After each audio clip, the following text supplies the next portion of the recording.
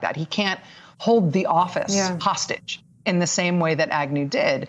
And I think that everybody has rights to be concerned about becoming a country where, you know, the last occupant of the presidency or the last people who are in office all get prosecuted for crimes that the next regime either invents or decides to pursue. I mean, there's reason to worry about that. But there's also reason to worry about letting a guy commit crimes, get caught for them, literally be named as individual one by prosecutors in New York, and then pay nothing for it. Yeah. No, it is. Biden is inheriting nothing but conundrums everywhere he looks. They're saying we have to go, but I have to ask you about one more thing. I think I speak for all my viewers and all of yours when I say that the longest, 9 days after the election were the days that you and Susan were dealing with COVID in your home. And I texted you, but I'll just say this on TV.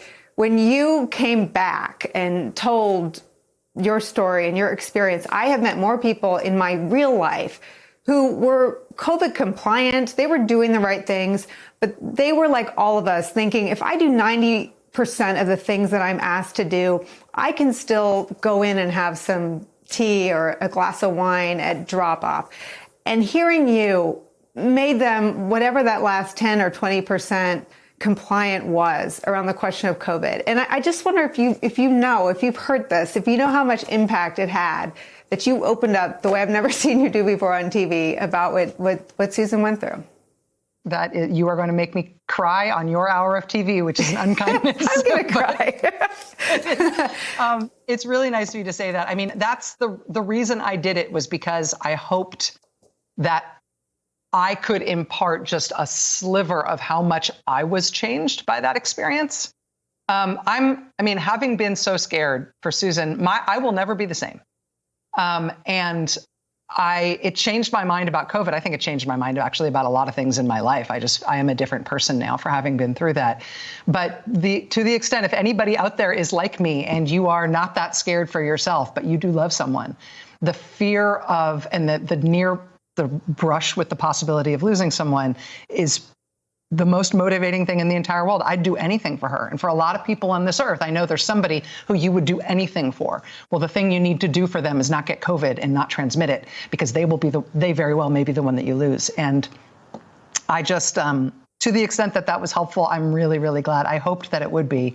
I'm also never going to do anything like that on TV ever again, because it took me about a week to recover just from having said that much about myself.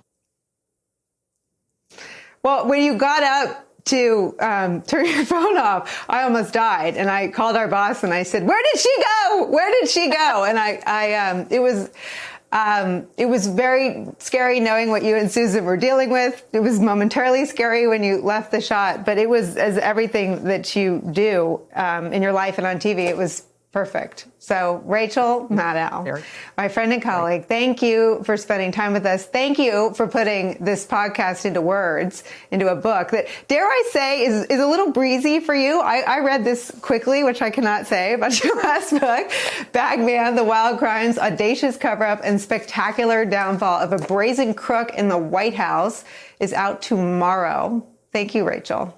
Thank you, Nicole. Thank you so much, my friend. Hey there, I'm Chris Hayes from MSNBC. Thanks for watching MSNBC on YouTube. If you want to keep up to date with the videos we're putting out, you can click subscribe just below me, or click over on this list to see lots of other great videos.